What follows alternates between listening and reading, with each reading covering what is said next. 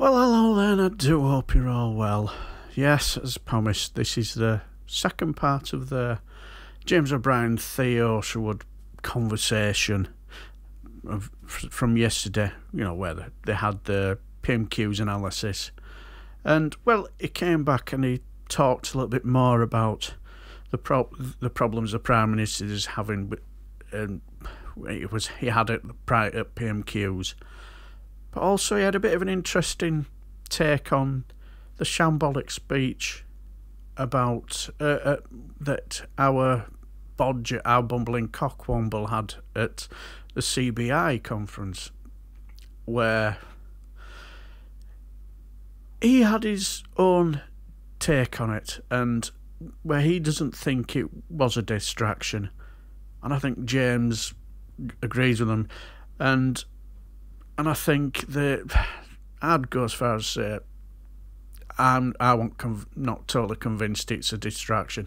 I just think it's a little bit of a case of this is the sort of person who he is, and that's what you got. But anyway, I'm not going to waffle on too much because it goes on for 10 minutes. But it's an interesting take. So enjoy. Theo Usherwood is here. Why is it such a big deal that the political editor of the BBC was told that there is concern within Downing Street about the Prime Minister? So to take you back to February 2020, and Boris Johnson reshuffles his cabinet, and he offers, with Dominic Cummings as his former chief aide then, offers the job to Sajid Javid to be his Chancellor. But it comes with a caveat, and that caveat is that Sajid Javid has to, in effect, merge the number 10 and number 11 operation with a special team that works across both the Treasury and number 10. Sajid Javid says that takes away the independence of the Treasury, and it means that he can't accept the job, and so he goes as Chancellor. In comes Rishi Sunak, and Rishi Sunak acquiesces to that demand from Dominic Cummings and Boris Johnson. So number 10 has complete control. So the context to this, and the reason it's important, is that number 10 has always been seen in complete harmony with number 11 Downing Street.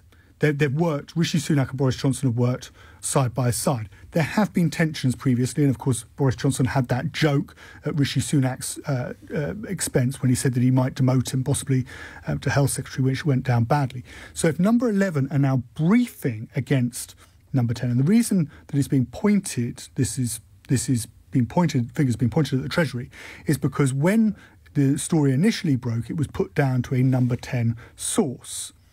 Then that obviously has to be, quote-unquote, corrected. That's the assumption anyway, as a Downing Street source. Well, of course, there are only two really big departments in Downing Street. That's number 11, the Treasury, and number 10. And that's why the blame is being laid at the door of Rishi Sunak. Rishi Sunak is also seen, James, as a potential successor to Boris Johnson. But it also shows that there is this tension about the way that the Prime Minister is finding himself in fighting fire after fire after fire, and not able to get a grip of the agenda. Now, why is it? I mean, it seems to me, and obviously my feelings and views are fairly well established. It's largely why I work here instead of the BBC. But it does seem to have happened rather quickly. Is there a moment where the wheels seem to be rattling? Was it the speech to the CBI? But that was only a few days ago. I mean, it's remarkably swift, this briefing from, as you suggest, probably number 11, someone in number 11, briefing against the bloke next door after one bad speech. But it's also that the briefing... And admittedly, it was truly appalling, but it was only one speech. But of course, it was the viciousness of the briefing, and as you said, it raised concern about the Prime Minister, who... The inference being that the Prime Minister isn't very well. Yeah. So the question is then asked. Well, it was asked on the record in the press conference, amongst reporters after the speech. It was then asked by Keir Starmer, as you heard in the House of Commons just now. To repeat the question: is the Prime Minister okay? And it was asked of the Prime Minister's spokesman yesterday: is the Prime Minister okay? So you then have a situation where the Prime Minister's spokesman is having to insist that the Prime Minister is well and able to get on with the job. And of course, that speaks to the reason it's seen as being particularly vicious is that it's speaking to his ability to do the job of being Prime Minister and the operation within number 10. Now, from what I've been told is that as well as putting the pages in the wrong order during the speech, the Prime Minister, a junior in his office, also didn't number the pages. So when he takes the speech and he goes, forgive me, he's got no way of finding the order of the pages because none of them have been numbered. So he's floundering because usually if you have your speech in the wrong order, you can shuffle the papers around so they're in the correct numerical order, and that couldn't happen from what I've been told.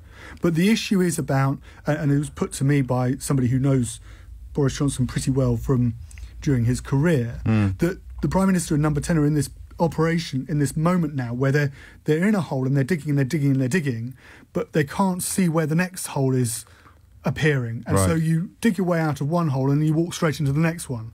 You're fighting one fire, and there's a small fire behind you, but because you're busy fighting such a big fire in front of you, you forget about the one behind you, and suddenly it blows up and causes massive problems. And oddly, as the coronavirus curtains part, hopefully, thankfully, this direction of traffic continues, more and more fires or holes, depending on which analogy you're using at this point in your commentary, more and more holes and or fires become clear. Yes, but the other point that this same person was making... You know, oddly, we've gone very quiet about shops, but shortages on shelves are now commonplace. You know, I went to 4 supermarkets yesterday. What were you looking for? I won't tell you what I was looking for. All right, I'll tell you. I was looking for mushy peas.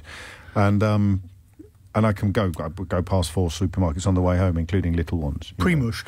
So, yeah, pre-mushed peas. Mushy peas, bachelor's mushy peas.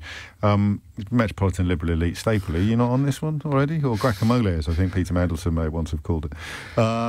And the shortages, I found mushy peas, but only at the 4th time of asking. And some of the shelves, Waitrose in particular, so just so people realise what a true eclectic shopper I am, I went to Marks and Spencer's, Tesco's, Waitrose, Sainsbury's, in that order, and there were gaps everywhere. Waitrose had signs up in almost every department talking about nationwide supply chain issues. So some of these fires are burning, and they've been completely ignored by government, and other ones are on the horizon and as yet, as you describe, unnoticed. But the idea is that when things are going well, you can see the problems and you can deal with the problems a week ahead. But at the moment, things are going very badly, and that's why the PM is in the difficulty that he's currently in, and therefore isn't able to foresee the problems ahead of him. The other issue, of course, is that, and this is something I noticed, is the speech was very much like he gave when he was Mayor of London, and it wasn't the speech of necessarily seen as the speech of a Prime Minister. Mayor of London is more of a PR job, we've realised over the years with respect to the current incumbent. Every time he's in this studio, I'm always surprised that he doesn't have more power, whereas with Johnson I never really noticed. It's more of a figurehead role, more of a... I'm sure Sadiq Khan will take exception to that description next time he's with us, so I look forward to that. Yeah. But it being compared to being Prime Minister, it's just not good enough. Here's an interesting line from Lord Finkelstein, Daniel Finkelstein, writing in The Times. He, of course, was a speechwriter for David Cameron, I think, or certainly. Yes. And I am bemused by Conservatives who say they are shocked or disappointed or are warning him he needs to change. I laugh at Dominic Cummings, to be fair, we all laugh at Dominic Cummings, who was startled to discover that Johnson can on occasion change his mind. You think? I mean, who did any of these people imagine they were choosing as leader? How can anyone who supported him possibly be surprised or disappointed? And that's a great piece, as is often the case with Daniel Finkelstein. I'm not sure I agree with it fully, but people are surprised and or disappointed to discover that he's... I think those who knew or know him were surprised that they're pointing to the fact that he hasn't know his weaknesses, and are pointing to the fact that he doesn't have the good team around him that he had at City Hall. And I was speaking briefly to Lord Lister, who is, of course, was his chief of staff in City Hall, and then went over to number 10. And he's not going back. And that's the sort of figure they need to go in there. And you do the management, and all Boris Johnson has to do is front it. And those who really know Boris Johnson actually say it could work, but he's got to have the really good support team around him in order to make it work. Traditionally, that's a role a cabinet would play, but they're only but the cabinet is full of sycophants and Brexiters, because putting anybody with integrity or intelligence there would make a mockery of the whole regime. Possibly. That's my theory, not yours. It's quite late. Do you want to say anything else, or should we crack on? Great stuff, Theo. I'll just leave you with this line.